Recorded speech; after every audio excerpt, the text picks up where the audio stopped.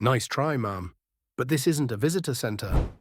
The guard behind the security desk barely looked up as he waved her badge in the air like it was some novelty. He chuckled, tossing a glance at his partner nearby. She says she's here for the general. You believe that? His partner smirked. What's next? Aliens in the armory. They both laughed, loud and careless, but the woman in front of them didn't flinch. She stood calmly, dressed in a plain green jacket, no rank, no insignia, no hint of importance. Her hair was tied back, face unreadable. She looked like someone's aunt, invisible, ordinary, forgettable. Then they scanned the badge, a quick beep, then another, and then something neither of them had ever seen before. The scanner flickered.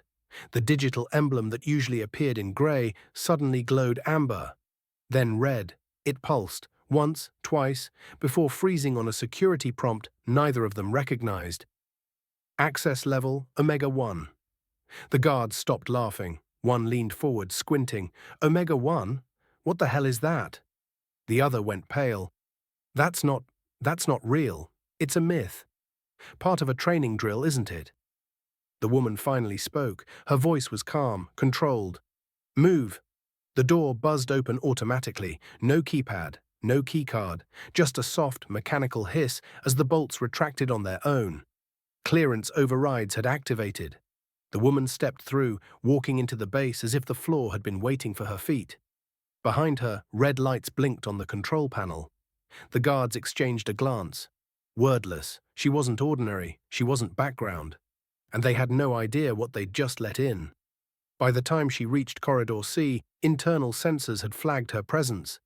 3 lieutenants and 1 colonel were already moving in to intercept. She walked straight toward them. "Ma'am," the colonel started, "you're not cleared to be here.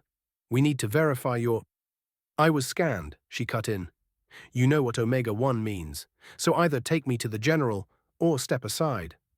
The colonel hesitated. "Who are you?" She looked him straight in the eye. Codename Aegis, 10 years off-grid.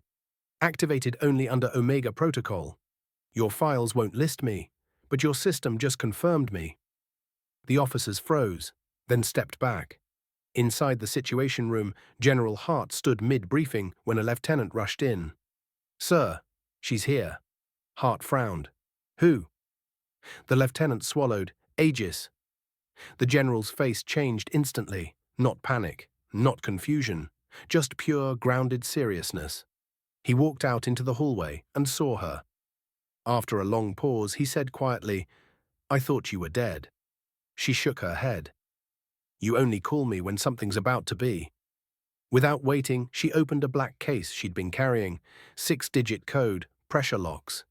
The lid lifted with a hiss. Inside, documents, real ones, not copies, not digital leaks. Originals, intelligence that had disappeared, long-lost surveillance records, audio intercepts, names, coordinates, patterns, and something worse, timelines. She laid one folder flat on the table.